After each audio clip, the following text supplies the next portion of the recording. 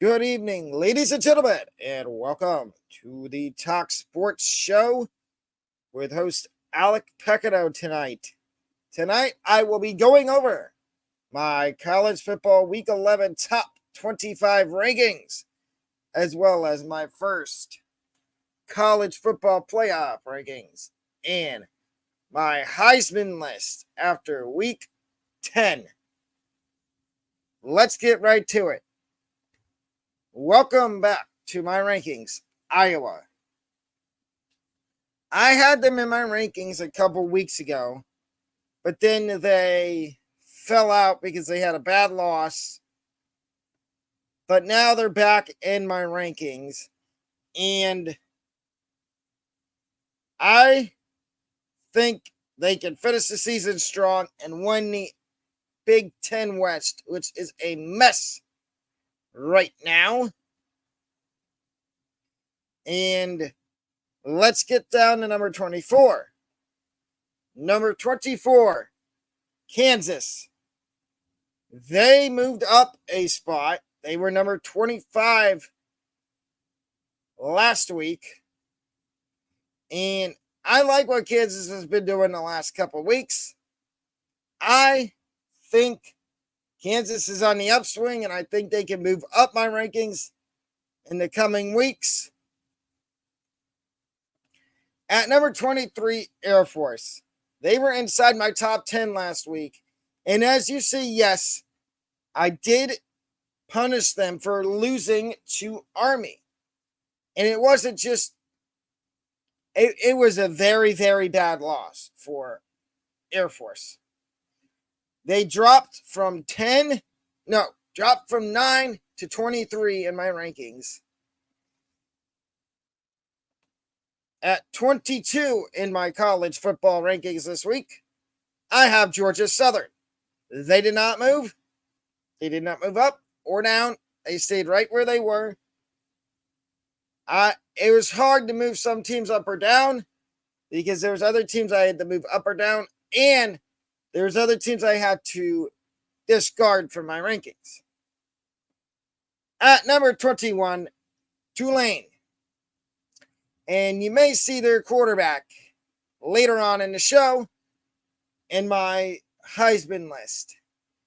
But Tulane 8-1. Right now, they're one of the best group of 5 teams, along with Air Force. But I have to say this. I think there's a chance Tulane could be the highest ranked group of 5 team in my rankings at the end of the season. At number 20, Memphis. I was very impressed with Memphis this week against South Florida. And unfortunately, Memphis was one of my upsets against South Florida. And Memphis, good on you for not losing. But I noticed even when Seth Hennigan left the game and didn't come back, and they had their backup quarterback in, that offense still looked very efficient, and it was still moving the ball. I really like Memphis. Number 19, Oklahoma State. They won Bedlam. And you will not see their Bedlam rivals, Oklahoma, in here. They have officially fallen out of the rankings. Oklahoma.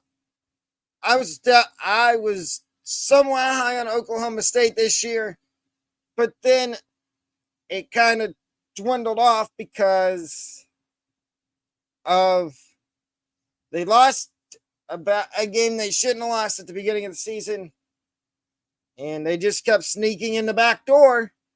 And here they are for the second week in a row ranked in my rankings. Number 18, Fresno State. They won one of the last games of the night last night. And it was a 37-30 final. And the game finished around like 12:45, 1 o'clock in the morning. I was very impressed with Fresno State.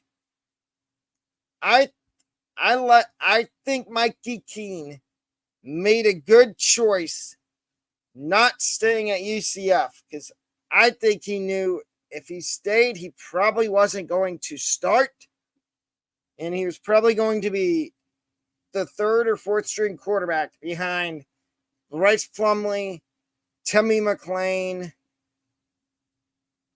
and Thomas Castellanos, who also transferred. And just a little heads up, I was going to put a certain 3-loss team in my rankings, but I decided against it because I know what the outrage would be if I did that.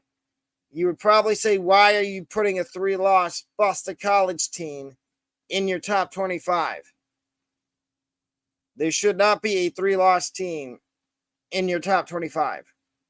That is why I didn't put Boston College in there. At number 17, Louisville. Louisville was another team I had an upset alert, and they won big. They beat Virginia Tech 34-3, and I wasn't surprised by the outcome as much as I was the way Louisville played. They played really good. Their defense stepped up and played good. I like Louisville to keep trekking their way up my rankings. Number 16, Miami of Ohio. Miami of Ohio is another team that group of 5, 2-loss team. You could agree or disagree with me on them being in the rankings here. You may also see them in my playoff rankings. I will tell you they're not in the top 10. They are lower. They're somewhere around this range in the playoff rankings. But Miami of Ohio's had a really good year. And I predicted that in the preseason. If you go back and watch my MAC conference preview, I had Miami of Ohio winning the MAC East.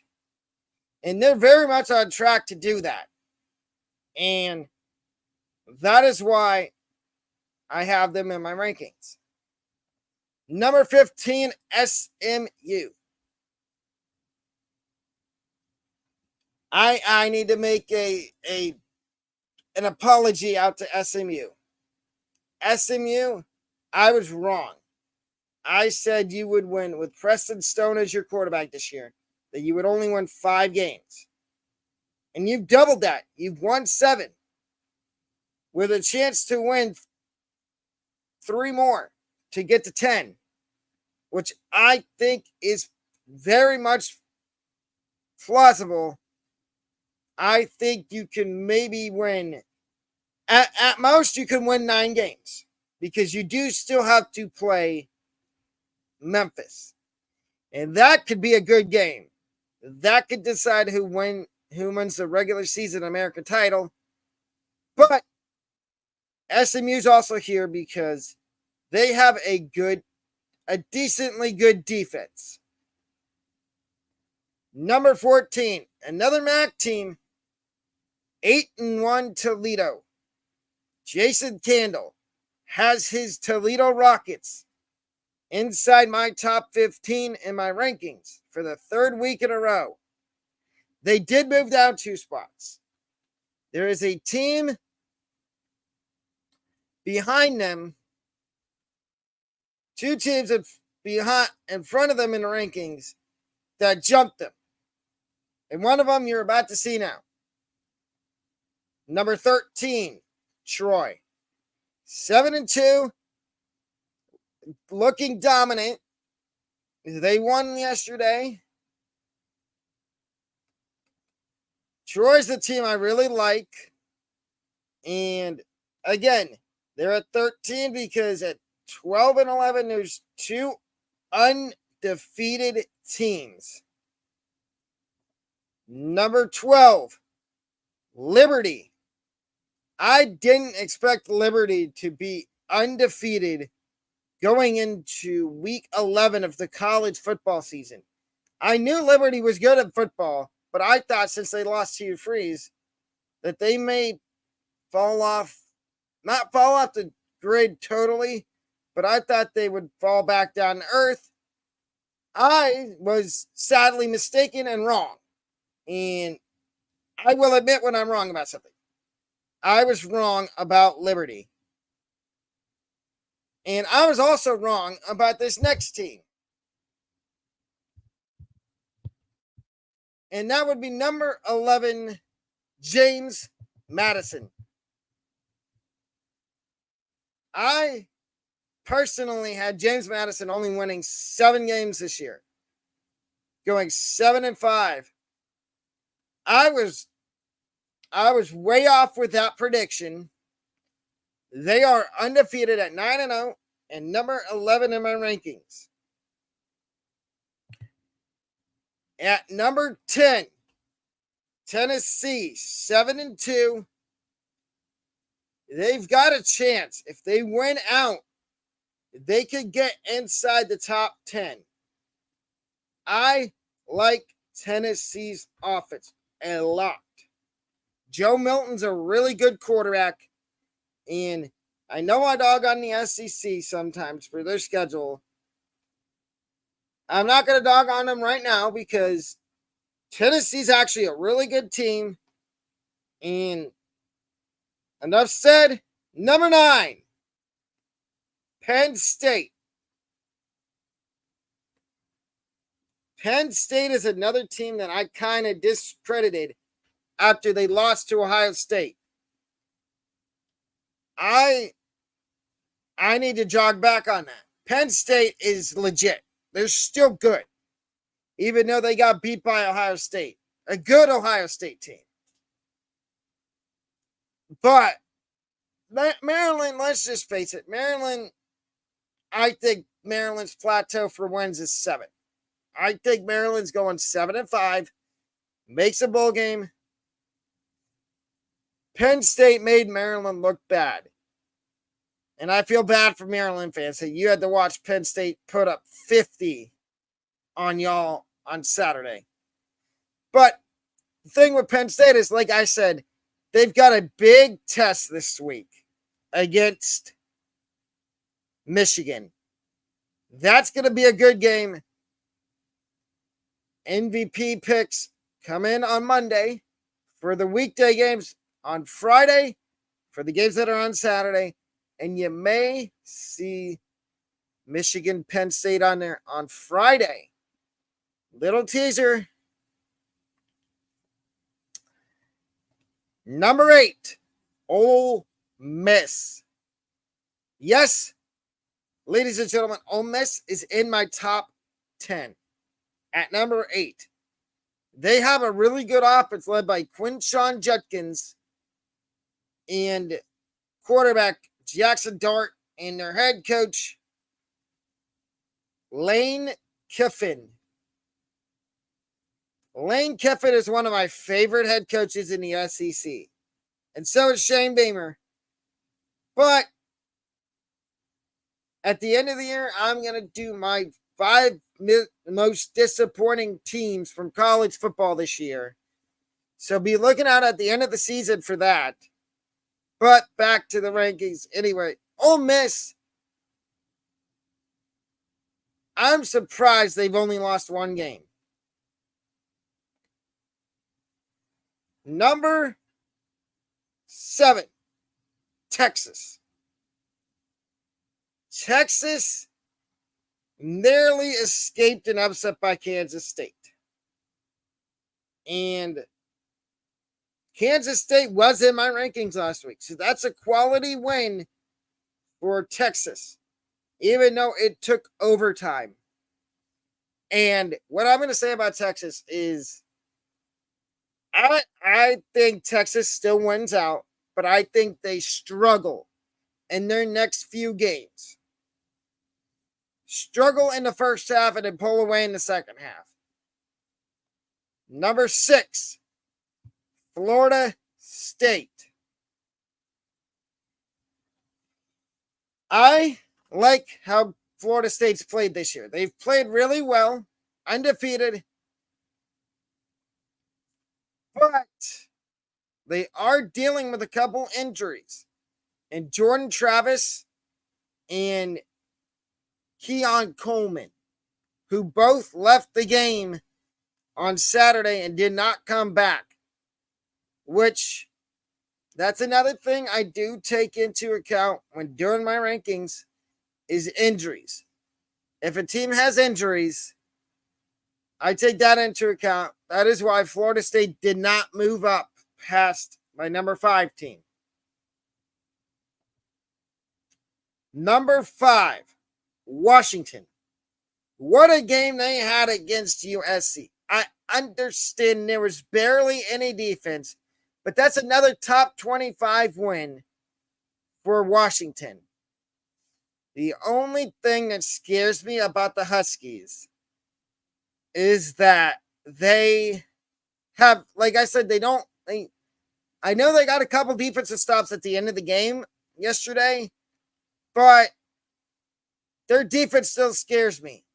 Unless they can get stops consistently on defense, then that would make me feel 10 times better about them as a top 4 team.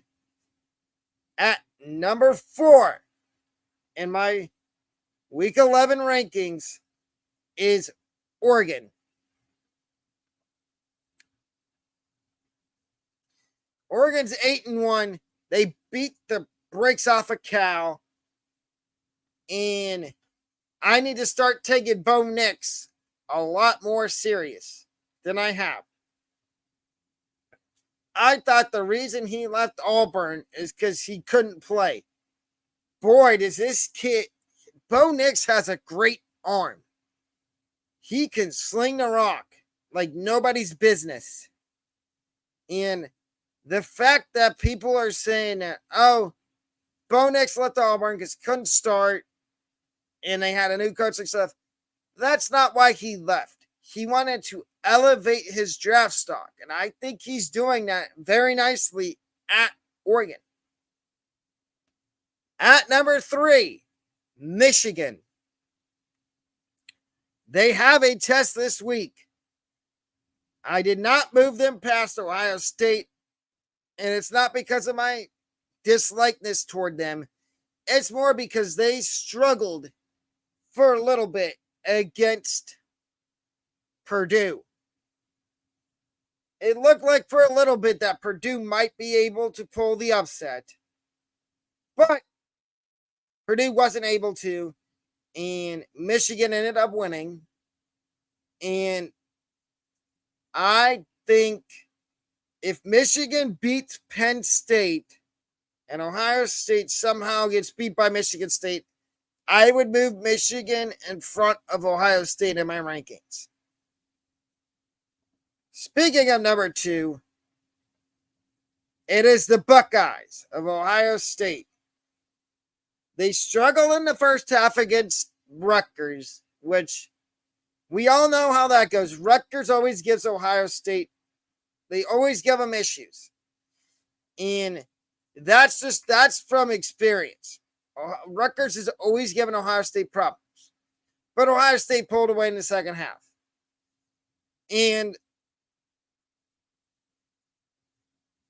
I think if Ohio State wins out and they beat Michigan and Georgia loses one of the next 3 games, Ohio State will probably be number 1 in the rankings. In the Alec Pequignot's CFB college football rankings. Playoff rankings, different story. And at number 1, to no one's surprise, Georgia. I understand what people are going to say in the comments. Georgia struggled against Missouri for a little bit. Yes, I know. You don't need to remind me. you will see where I have Georgia in a little over 2 minutes in my college football playoff rankings. But in these rankings, I have Georgia number 1. Ladd McConkey and Oscar Delp both stepped up for Georgia against Mizzou. And now the moment everybody's been waiting for. Here is my initial college football playoff top 25.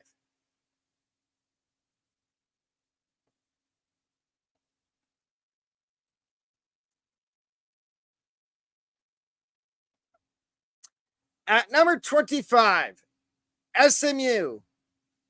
Yes, I told you the playoff rankings are going to be a little bit different than the regular rankings. Like Tulane and SMU are lower on these rankings than they were on the other rankings. But SMU, it's the same thing that I said a minute ago. Really good offense. Defense, hit or miss. Tulane, really good offense, like I said a minute ago.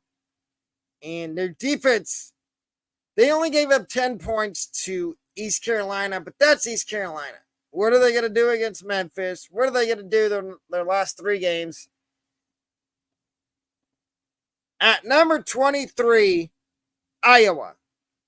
Yes, Iowa was 25 in the other rankings. They're 2 spots higher up in the playoff rankings. They're number 23 in the playoff rankings. Like I said, Iowa is in first place right now in the Big Ten West. And if they win out, they will be in Indianapolis for the Big Ten title game. Number 22, Miami of Ohio. Like I said in the rankings I did just a couple seconds ago for the regular rankings, some of these rankings are going to be a little mixed. Like if you see, like Miami of Ohio was 16 in the other rankings, and the playoff rankings are 22. They can move up, they can move down, they can be knocked out of the rankings. Number 21, James Madison. Undefeated. One of the best group of 5 teams. They're the last group of 5 team that is undefeated.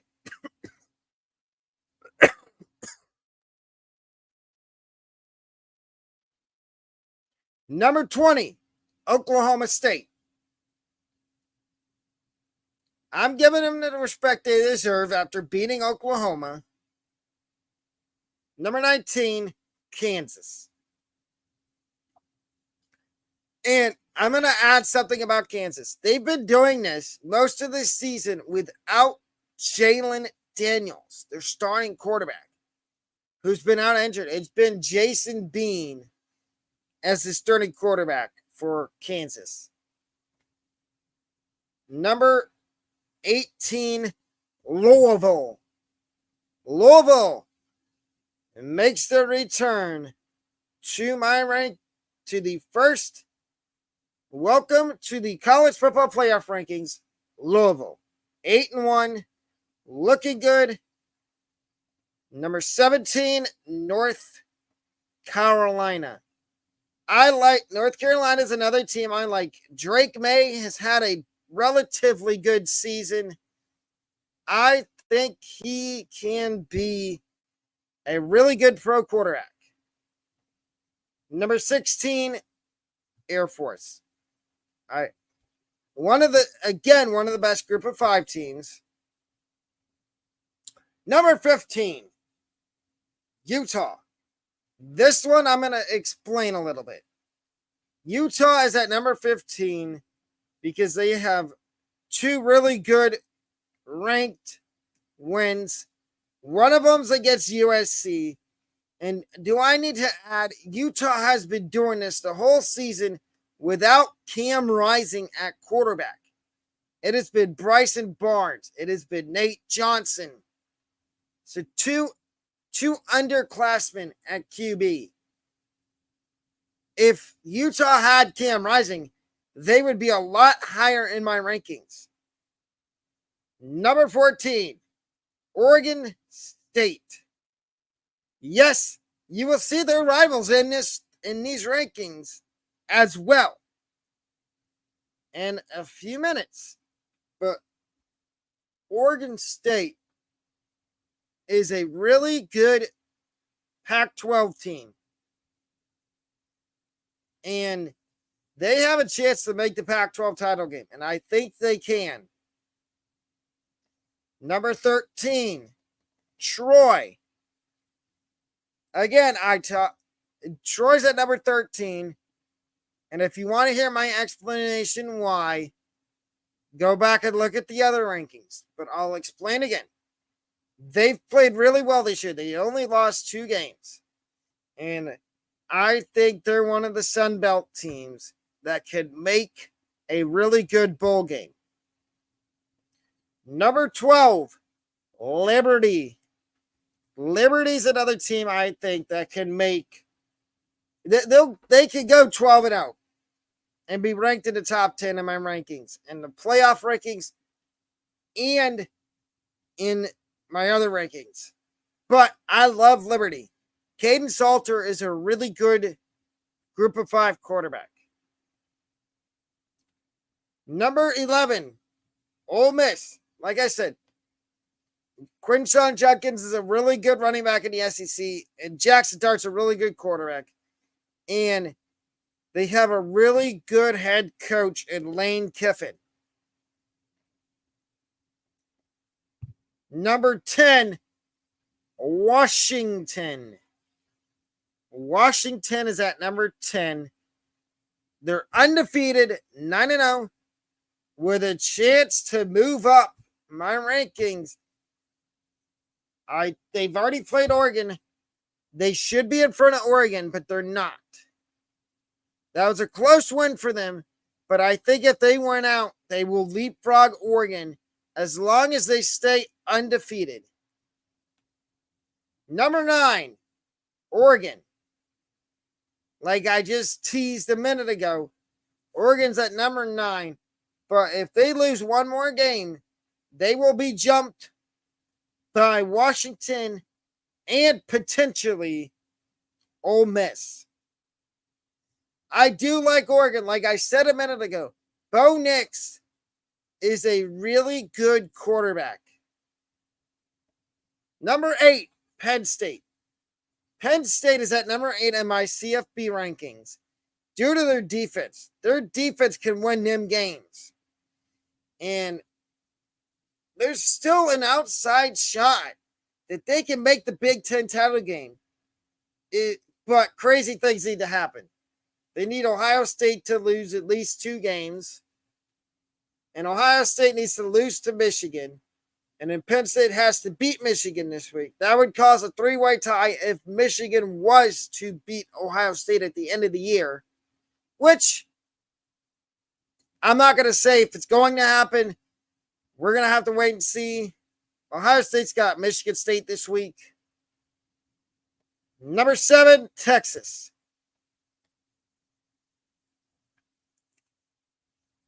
Like I said, I think Texas can win out. They now control their own destiny to make the Big 12 title game. They control their own destiny. Number 6, Tennessee. Tennessee's at number 6 in my playoff rankings because they lost to Bama, but I think they can beat Georgia. At number 5, this is going to make Alabama fans happy. Number 5, Alabama. 8-1. I wrote them off after they lost to Texas. I said they were done winning games, and I had them going 7-5, and so did everybody else. But look, I will be the first to admit I was wrong on Alabama. Big time wrong.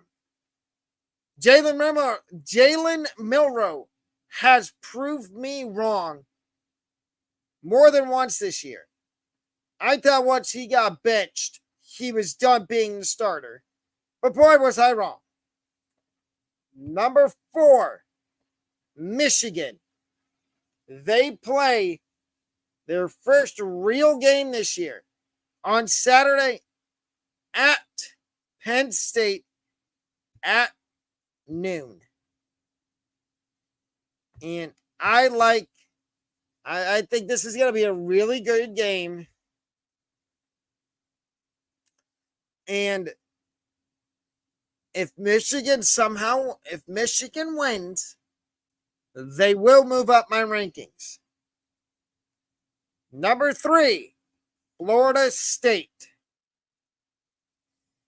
I talked about Florida State a minute ago. They had a couple injuries in their game this past week, but I think Florida State, it was Keon Coleman and Jordan Travis who got hurt. But I think both of them will be back, and I think Florida State's going to go undefeated this year. Number 2, Georgia. They are number 2 in my playoff rankings, like they are in the real playoff rankings. I think if Georgia wins out and Ohio State loses one of their next 3 games, I think Georgia will jump Ohio State. And number 1, Ohio State. Ohio State does it again on defense. It was ugly. It was an ugly win for Ohio State, but a win is a win. It doesn't matter how you win. They won. They beat Rutgers. They're 9-0, number 1 in my college football playoff rankings. And now, here is my updated Heisman list after week 10. Number 6, no change. It is still Jordan McLeod from James Madison. This kid is showing you his full potential at JMU. He didn't get the chance at USF. He didn't get the chance at Arizona State. And now he's producing at JMU. I like JMU to win 12 games. Number 5, Michael Pratt, Tulane. Michael Pratt's another guy that he missed a couple games at the beginning of the season, but I think that he's an outside chance to win the Heisman.